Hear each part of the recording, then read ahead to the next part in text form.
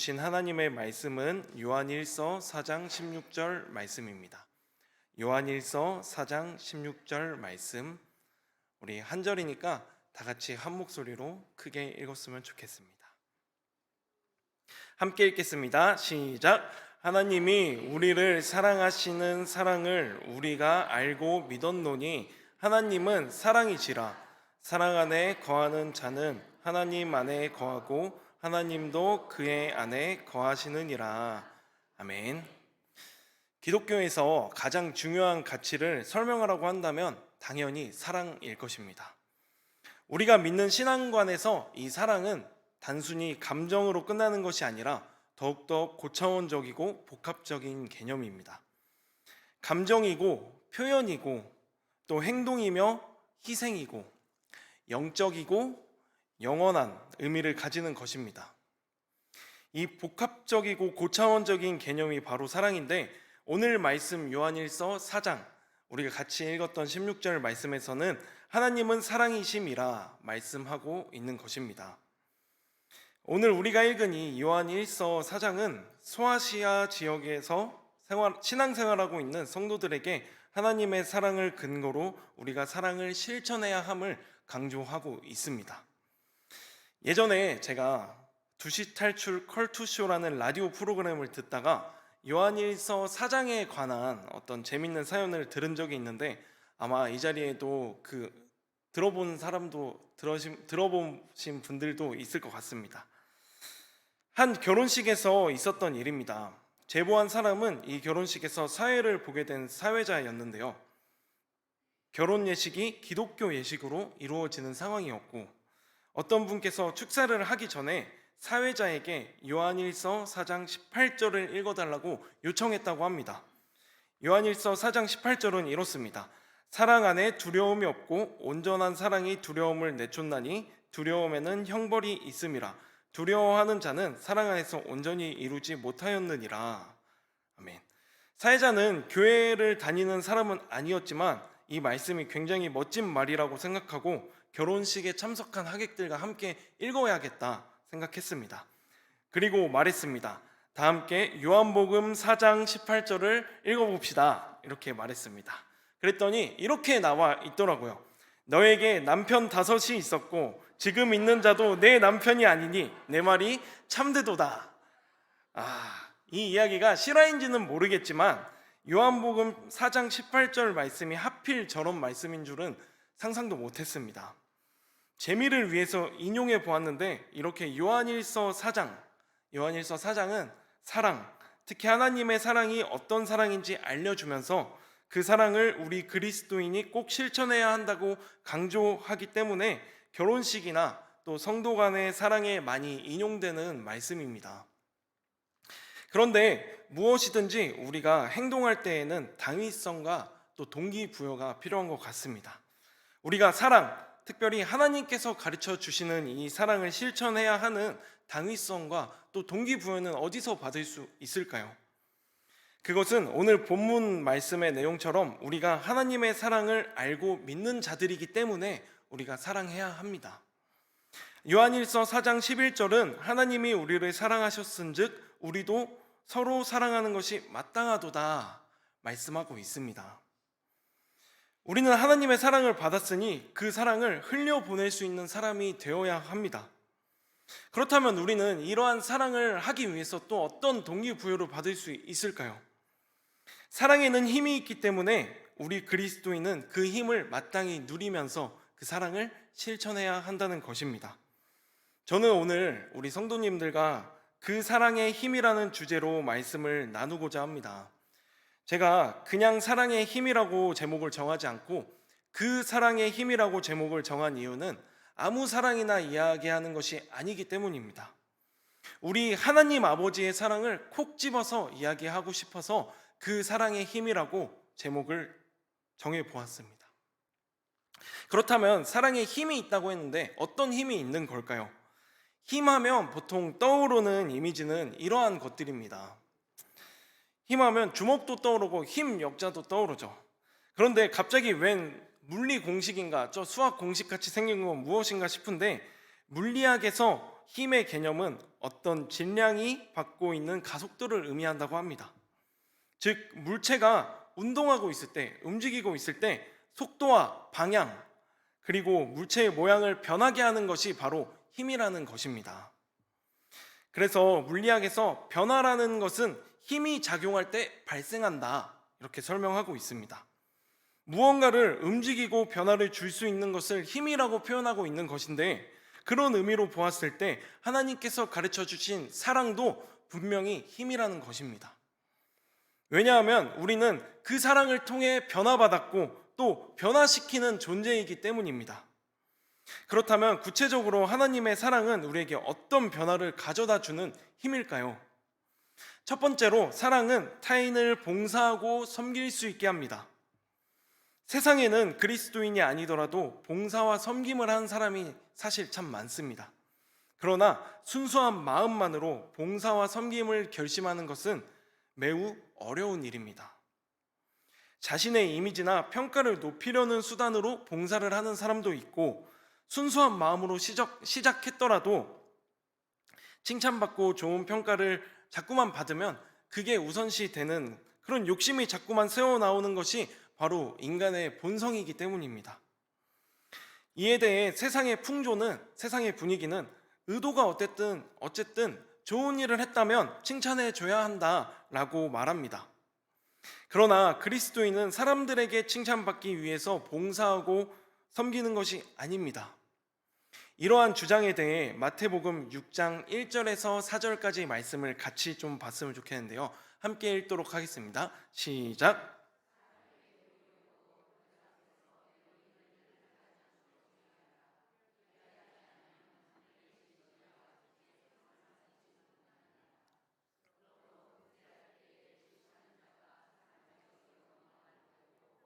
회당에서 거리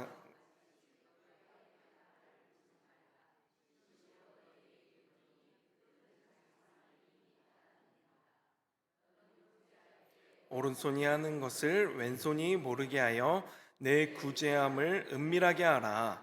은밀한 중에 보시는 너의 아버지께서 갚으시리라. 아멘. 아멘이신가요? 아멘입니다. 보상이나 칭찬을 기대하지 않고 자발적인 고난, 자발적인 가난을 자처하는 것, 그것이 바로 하나님의 사랑을 진심으로 깨달은 사람의 모습입니다. 우리를 향한 하나님의 사랑은 스스로 고난을 당하신 사랑이었습니다. 십자가를 피할 수도 이길 수도 있으셨던 예수님께서 스스로 그 갈보리 언덕을 오르셨습니다. 그리고 가장 완전한 죽음을 택하셨습니다. 우리를 향한 그 사랑은 가장 순수하고 가장 희생적이었습니다. 이제 이 사랑을 아는 그리스도인들은 순수한 마음으로 사랑을 실천하고 타인에게 봉사하며 섬기는 사람이 될 힘이 생깁니다. 나만 그렇게 변화된 것이 아니라 이 사랑을 세상에 실천함으로 또 다른 사람에게 전달할 수 있을 것입니다. 나의 변화는 곧 타인의 변화가 되고 공동체의 변화, 세상의 변화로 분명히 번져 나갈 것입니다. 그렇기에 이 놀라운 변화는 사랑의 힘을 증명합니다. 우리가 하나님의 사랑으로 더욱더 채워지고 충만해질 때 이렇게 섬기고 싶은 마음, 순수한 마음으로 봉사하고 싶은 그런 마음이 우리 안에서 생겨난다는 것입니다. 그러므로 우리 안에 우리가 섬기고 봉사할 때 자꾸만 지치거나 내가 사람의 평가에 치우치는 모습이 있다면 하나님의 사랑을 더욱더 구하시는 여러분들 되시기를 축복합니다. 그 하나님의 사랑이 분명히 우리를 변화시키는 힘으로 작용할 줄을 믿습니다. 아멘. 또한 둘째로, 사랑은 용서하고 화목할 수 있도록 우리를 변화시킵니다. 사랑이 힘이라고 했던 이유는 우리에게 변화를 주기 때문이라고 제가 계속해서 이야기하고 있는 것인데, 사랑은 용서하고 화목할 수 있도록 우리를 변화시킨다는 것입니다. 여러분은 누군가를 용서할 줄 아는 사람이시죠? 네, 아멘인 줄 믿습니다. 이 세상을 살아가면서 누군가와 갈등이 생기는 것은 사실 필연적인 것 같습니다. 아무리 내가 사람들에게 친절하고 착하게 행동해도 오해받거나 또 오해하거나 의도치 않는 갈등이 자꾸만 생기게 됩니다. 그런데 갈등을 가지고 있을 때 용서하고 화목하게 지내고 싶어하는 마음은 모든 사람이 가지고 있는 것은 아닙니다. 이 세상 사는 사람들 중에서 많은 사람들이 필요에 의해서 화해를 하곤 합니다. 필요에 의한 화해, 무슨 말이냐면 진심으로 용서하고 잘 지내고 싶은 마음이 아니라 불편하고 싶지 않은 마음에서 화해의 모습만 갖추는 것을 이야기합니다. 진심으로 우러나온 화해가 아닌 것이죠. 이런 화해, 이런 용서는 진실된 화목이 아닙니다. 개역 한글 성경에서 사용하던 강팍하다라는 단어를 혹시 아시나요? 강팍하다는 말은 완고하고 고집이 세어 도무지 뉘우치지 않는 돌같은 심령 상태, 또는 하나님의 거룩한 뜻을 느끼지도 받아들이지도 못하는 자세를 말합니다. 애굽의 바로가 마음이 강팍하여 10가지 재앙을 겪으면서도 마지막에 홍해까지 이스라엘 자손을 쫓아온 모습을 두고 우리가 강팍하다 이렇게 표현하는 것입니다. 인간의 자연스러운 죄성은 이런 강팍한 마음, 완악한 마음을 갖게 하기도 합니다. 그러나 하나님의 사랑은 우리의 굳은 마음, 강팍한 마음도 변화시키는 힘이 있는 줄 믿습니다. 아까 처음에 우리 황일규 전사님께서 첫 곡으로 찬양했던 그 찬양에서 우리의 돌같은 마음을 어루만지사 이제 변화시킬 수 있는 것이 예수님의 사랑이다, 이런 가사가 있는 찬양을 고백하셨는데 정말로 그렇습니다. 하나님의 사랑이 우리의 굳은 마음, 강팍한 마음도 변화시키는 줄 믿습니다. 세상 사람들은 굳이 인간관계에 스트레스 받지 말고 그냥 인연을 끊으라 이렇게 말하기도 합니다. 굳이 스트레스 받지 말고 회피하라는 말입니다. 굳이 내가 먼저 사과할 이유가 없다고 말합니다. 그러나 그리스도인은 굳이 인간관계를 화목하게 하며 나에게 잘못한 사람을 먼저 용서하는 사람들인 줄을 믿습니다. 구질구질해 보일지라도 굳이 용서하고 화해하는 사람들이 바로 그리스도인이라는 것입니다. 왜냐하면 우리는 그러한 용서와 사랑을 먼저 받은 사람들이기 때문입니다. 함께 에베소서 3장 32절 말씀을 같이 읽어봤으면 좋겠습니다. 함께 읽겠습니다. 시작. 서로 친절하게 하며 불쌍히 여기며 서로 용서하기를 하나님이 그리스도 안에서 너희를 용서하심과 같이 알아. 아멘.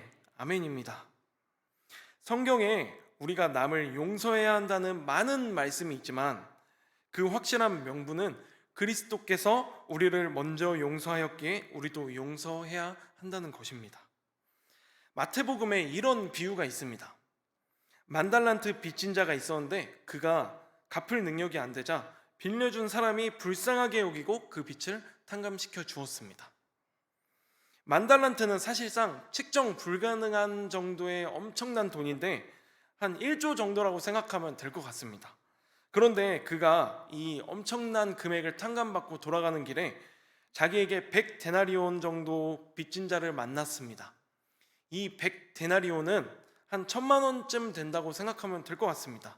그런데 이 사람이 방금 1조를 탕감받아 놓고 1,000만 원 빌린 사람의 목을 조르면서 갚으라고 윽박 지르고 폭력을 휘두르면서 당장 갚지 못하는 상황인 이 사람을 감옥에 가둬버렸습니다. 그리스도인이 누군가를 용서하지 못한다는 모습은 바로 이런 모습이 아니겠습니까? 나는 내 모든 죄를 다 용서받았는데 나한테 작은 잘못하는 사람을 용서하지 못하는 것이 얼마나 하나님 입장에서 배은망덕한 일일까요? 물론 누군가를 용서한다는 것이 참 쉽지 않습니다. 그런데 용서하기 위해 기도하면 하나님께서는 용서할 수 있는 마음을 우리에게 분명히 주시는 줄 믿습니다. 내 죄가 얼마나 큰지 깨닫게 하셔서 내가 받은 그 용서가 얼마나 놀라운 사랑인지, 얼마나 놀라운 은혜인지 알게 해주시는 것입니다. 가끔은 용서와 화해의 시도가 무색하게 짓밟힐 때도 있을 것입니다. 그럴 때마다 용서했다고 생각했는데 다시금 우리의 감정이 올라올 수도 있습니다. 그러나 그때 다시 무너지지 않고 하나님을 의지해야 합니다. 외면당해 자존심이 상하고 마음이 힘들더라도 그 지점에서 우리는 하나님께 나아가 하나님의 사랑으로 더욱더 채움받고 그분과 더 가까워질 수 있는 그 기회를 놓치지 말아야 한다는 것입니다. 굳이라는 말로 갈등의 관계를 그냥 넘어가는 건 사실 우리 마음, 우리의 심리 상태에도 좋지가 않습니다. 쿨한 척 넘긴다고 넘겨지지 않는 것입니다. 분명 마음 한켠에 남아서 나한테 부정적으로 작용하고 말 것입니다. 그러나 우리가 용서할 때 내 마음의 그 상처도 분명히 회복되는 줄을 믿습니다. 담임 목사님께서 진행하시는 온 가족 성경 공부 카라라는 교육 과정이 있습니다. 한 달 동안 한 가정이 4주에 거쳐서 교육을 받는데 거기서 저도 작지만 역할을 하나 맡은 게 있습니다. 뭐냐면은 3주차와 4주차 때 자녀들만 데리고서 제가 교육을 합니다. 그런데 3주차 때 부모님들은 각자 담임 목사님과 파더와이즈, 그리고 어머님은 담임 사모님과 마더와이즈를 하는 시간을 갖는데, 그때 저도 어떤 교육을 할까 고민하고 또 부목사님들과 자문을 구하면서 교재를 만들었습니다. 저는 자녀들에게 엄마 아빠의 미숙하고 부족했던 모습을 엄마도 엄마가 처음이고 아빠도 아빠가 처음이야, 그래서 잘해주고 싶은 마음과 다르게 때로는 상처를 주기도 한단다, 우리가 그러한 부모님을 용서해 줄 수 있겠니? 이러한 주제로 우리 자녀들에게 부모님을 용서해야 된다, 부모님께 받은 상처 그거 어쩔 수 없는데 그거 용서해야 된다, 이렇게 가르치곤 합니다. 부모님을 이해하고 용서하는 것, 상처를 받은 사람은 또 다른 상처를 타인에게 주기가 쉽습니다. 과거 전쟁의 그 역사를 겪으면서 유독 상처를 많이 받았던 우리 민족은 자녀를 사랑하지만 사랑하는 방법이 서툴러서 자꾸만 그 상처를 자녀들에게 되물림해주는 그런 역사를 가지고 있습니다. 잔인하게도 상처받은 사람은 그 상처를 극복하지 않았을 때 주변 사람들에게 또 다른 상처를 주는 사람이 되는 경우가 참 많다는 것입니다. 참으로 안타까운 악순환이 아닐 수 없습니다. 그러나 용서는 이 안타까운 패턴을, 안타까운 되물림을 종결시키는 놀라운 사랑입니다. 누군가에게 받은 상처는 그 사람을 용서함으로 극복되기 때문입니다. 사랑하는 우리 불국교회 성도 여러분, 세상 사람들처럼 필요에 의한 화해를 하는 모습이 우리에게 있다면 그 모습을 경계합시다. 용서하지 못하는 강팍한 마음, 굳어진 마음이 혹 있다면 하나님의 사랑을 더욱더 구하셔서 그 사랑으로 충만해지시는 여러분들 되시기를 바랍니다. 그 사랑이 우리를 어떤 필요에 따라 용서하지 않으셨습니다. 우리를 사랑하시기 때문에 용서하셨습니다. 우리 그리스도인들은 구질구질하게 용서하고 화목하게 지내는 사람들입니다. 내 주변 사람을 위해, 내 사랑하는 가족을 위해, 그리고 나 자신을 위해서 용서하십시오. 아직 용서하지 못한 사람이 있다면 하나님께 그 용서를 맡기시기 바랍니다. 하나님의 사랑이 우리가 용서하지 못한 사람을 용서할 수 있도록 도우실 것이기 때문입니다. 하나님의 사랑으로 충만해지면 우리가 용서하지 못한 사람을 용서할 수 있는 힘이 생기는 것입니다. 그래서 사랑은 힘입니다. 세 번째로 사랑은 우리에게 용기를 줍니다. 함께 요한일서 4장 18절 말씀, 아까 우리가 그 재밌는 예화를 통해서도 읽었던 말씀인데 같이 한번 한 목소리로 읽어봤으면 좋겠습니다. 시작!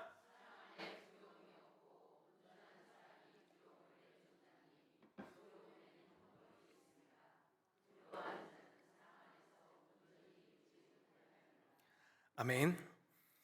예수님의 제자들은 사도 요한을 제외하고 모두 예수님께서 십자가 지셨을 때 도망가고 예수님을 외면하였습니다. 그러나 부활하신 주님을 다시 만나며 그 예수님의 사랑을 진정으로 깨달았을 때 그들은 목숨을 내놓고 복음을 전하다가 순교하기를 기쁨으로 하는 사람들이 되었습니다.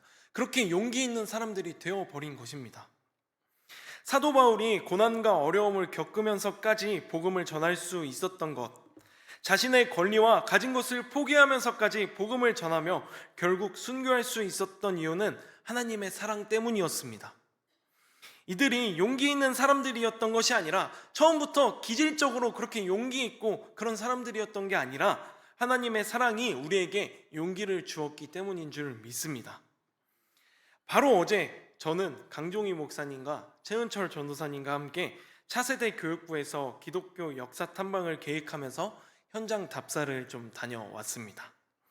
강화도와 인천 지역을 좀 다녔는데 가장 기억에 남았던 곳은 강화도 교산감리교회라는 곳이었습니다. 그 교회는 선상세례 사건으로 굉장히 유명한데 그 이야기를 좀 소개하고 싶습니다. 아펜젤러 선교사님의 뒤를 이어서 인천 내리교회에서 목회 활동을 하셨던 존스 선교사님이라는 분이 계셨습니다. 근데 이 존스 선교사님은 인천에서 사역하시면서 1892년에 강화도라는 이 섬에도 복음을 전해야겠다, 복음이 필요한 영혼이 거기에도 있구나, 이런 마음을 가지고 강화도에 가서 복음을 전하는 선교를 좀 시도하십니다. 그런데 강화도에 나섰을 때 거센 반발로 그 강화도에 사는 토착민들에 의해서 강화도에 들어가지도 못하고 복음 전하지도 못하고 퇴짜를 맞고 말았습니다. 그런데 1년 뒤 강화도에서 살던, 강화도가 고향이었던 이승환이라는 사람이 인천 제물포에서 주막을 하고 있던 사람이었는데, 이 사람이 내리교회에서 하나님의 사랑을 깨닫고 회심하게 되어 버린 것입니다. 그래서 이 존스 선교사님이 자네가 세례를 받았으면 좋겠다, 이렇게 세례를 권유했습니다. 그런데 이 이승환이라는 사람이 효심이 너무나도 막중해서 이렇게 좋은 것을 저 먼저 받을 수는 없습니다. 고향에 계셔서 움직이지 못하시는 우리 어머니가 먼저 이 세례를 받았으면 좋겠습니다, 이렇게 이야기하면서 존스 선교사님을 강화도에 초대합니다. 강화도의 가장 북쪽에 있었던 마을이었는데 이 강화도 북쪽까지 존스 선교사님과 함께 갑니다. 근데 이제 존스 선교사님이 지난번 강화도에 갔을 때 실패했던 경험이 있으니까 한복도 입고 변장을 해서 한국인처럼 이렇게 변장을 하고서 강화도에 가는 철저함까지 그렇게 가지고서 강화도에 나섰습니다. 그런데 내리자마자 이게 키가 너무 크셨는지 바로 들켜버렸습니다. 존스 선교사님이 외국인 선교사라는 것을 다 알고 강화도 사람들이, 특히 이 이승환의 어머니가 살고 있었던 지역에서 마을에서 가장 잘 나가는 훈장이었던 김상임이라는 사람이 막 화를 내면서 너 이 선교사님을 강화도에 한 발짝이라도 들이게 한다면 너네 집을 불살라 버리겠다, 이렇게 협박하고 윽박을 질러 버립니다. 그래서 이승환은 그가 다른 말을 할 수 없도록 묘수를 하나 생각해내는데 바로 선상에서, 배 위에서 세례를 받으면 되겠다. 인천은 갯벌이니까 갯벌인 시간에 맞춰서 배로 나아가서 어머님을 내가 글로 업고 가자, 이런 생각을 가지고 보름달이 뜬 밤에 어머니와 함께 선상에서 세례를 받았습니다. 저 사진은 강종희 목사님께서 한번 사진을 찍어달라고 제가 한번 가져와 봤습니다. 선상에서 갯벌에 배를 대놓고서 이렇게 세례를 받은 것입니다. 그런데 이후에 이 김상임은 이승환이라는 사람의 이 효심과 그리고 이 세례가 얼마나 좋은 것이길래 궁금한 마음에 점점 하나님 말씀에 관심을 갖게 되고 회심하여 이 사람도 그리스도인이 되었습니다. 그리고 마을에서 가장 영향력 있던 이 김상인의 합류로 인해서 이 강화도 이승환의 집에서 먼저 모여서 예배드리던 교산교회는 급속도로 발전했다고 합니다. 그리고 이 훈장 출신이었던 김상임에게 존스 선교사님은 신학을 공부해봐라 해서 이 김상임이라는 사람은 전도사가 됩니다. 그런데 이 김상임이 개종했다는 소식을 듣고서 이 동료 훈장이었던 옆 동네 박능일이라는 이 동료 훈장이 따지러 갔다가 그도 회심하고 복음을 받아들이게 돼서 강화도의 두 번째 교회인, 강화도 첫 번째 교회는 교산교회, 두 번째 교회인 홍의교회를 세우는 역사도 일어났다고 합니다. 훈장이었던 김상임은 이제 우리나라에서 감리교에서 세 번째 목사님으로 안수를 받을 예정자였는데 이 사랑으로 이 전염병이 창궐한 동네에 신방을 갔다가 전염병에 옮아서 목사 안수를 받지 못하고 목사 안수 받기 몇 달 전에 그렇게 순교하게 되었다고 합니다. 존스 선교사는 1892년에 한 차례 실패했지만 이승환이라는 사람을 통해서 강화도에 들어갈 방법이 생겼습니다. 그리고 김상임의 회심으로 강화도 북쪽 지역에 엄청난 영향력을 주었습니다. 그로 인해서 강화도의 첫 번째 교회, 두 번째 교회가 세워지게 되었고 강화도에는 복음이 일파만파 전해지기 시작했다는 그러한 놀라운 역사를 어제 교산 감리교회에 가서 공부하고 왔습니다. 이 이야기에서 하나님을 만난 이들은 모두 용기 있는 행동을 했습니다. 어머니가 세례받기를 원해서 고향으로 내려온 이승환, 이 이승환이 그때 강화도의 분위기를 몰랐을까요? 알았을 것입니다. 그런데 그럼에도 용기를 가지고 이 복음을 우리 어머니도 받아들이고 세례를 받았으면 좋겠다, 이런 용기를 가지고 선상 세례를 생각해 내었습니다. 그들에게 세례를 베푼 존스 선교사, 그리고 회심하여 성도들을 돌보러 전염병이 창궐한 마을에까지 신방을 갔던 이 김상인 전도사님까지, 이 믿음의 선진들의 그 용기는 근원이 어디였을까요? 바로 다른 것이 아니라 하나님의 사랑이었습니다. 하나님의 사랑이 충만하면 그 사랑을 전할 용기가 우리 안에 생기게 되는 것입니다. 뿐만 아니라 누군가를 도와주고 섬기는 것에도 우리가 용기가 필요하지 않습니까? 사랑이 우리가 봉사하고 섬기는 것도 가능하게 한다, 이렇게 제가 첫 번째로 말씀했었는데 그것도 용기가 필요한 일입니다. 그 용기는 하나님의 사랑에서 얻는 것이죠. 또한 누군가를 용서하는 것도 용기가 필요합니다. 내가 용서하고 화해를 청하는 것에 거절당하면 어떡하지? 내 마음의 상처를 이겨내는 것, 그것 다 용기가 필요한 일입니다. 그런데 하나님의 사랑으로 용기를 얻는다면 우리가 다 할 수 있다는 것입니다. 하나님의 사랑이 우리를 변화시키는 힘이 있고 그 변화된 모습은 우리 주변을 변화시키는 그 사랑을 실천하게 하기 때문입니다. 사랑하는 우리 불꽃교회 성도 여러분, 하나님의 말씀대로 사는 것, 그 복음을 전하며 사는 것, 하나님의 말씀을 실천하며 사는 것은 하나님의 사랑이 충만할 때 우리 안에 일어나는 변화인 줄을 믿습니다. 만약 이것을 우리의 노력과 힘으로 한다면 율법주의에 지나지 않을 것입니다. 그러나 하나님의 사랑은 율법의 완성입니다. 하나님의 사랑만이 우리를 변화시키는 힘이 있습니다. 하나님의 사랑은 율법을 자발적으로 실천하고 싶게 만들기 때문입니다. 그런데 더욱 놀라운 것은 이 사랑은 실천하면서 더욱더 커지게 됩니다. 우리 안에 들어온 이 사랑이 실천되어질 때 더욱더 커지게 됩니다. 우리가 마지막으로 함께 요한 1서 4장 7절에서 8절 말씀을 같이 읽어봤으면 좋겠습니다. 한 목소리로 읽겠습니다. 시작! 사랑하는 자들아, 우리가 서로 사랑하자. 사랑은 하나님께 속한 것이니 사랑하는 자마다 하나님으로부터 나서 하나님을 알고 사랑하지 아니하는 자는 하나님을 알지 못하나니 이는 하나님은 사랑이심이라. 아멘. 사랑하는 자마다 하나님을 더 알게 된다는 것입니다. 하나님께서 우리에게 먼저 시작하신 사랑, 그 사랑은 나를 변화시키고 내 이웃을 변화시키고 세상을 변화시키는 놀라운 힘이 있는 사랑입니다. 우리가 그 사랑을 실천할 때 놀랍게도 우리 안에 시작된 하나님의 사랑이 더욱더 커져간다는 것을 우리가 경험할 수 있을 것입니다. 여러분은 그 사랑으로 인해 변화되신 하나님의 성도이십니까? 그렇다면 이제 변화시키는 존재로 살기를 놀라우신 하나님의 사랑으로 축복합니다. 아멘. 제가 기도하겠습니다.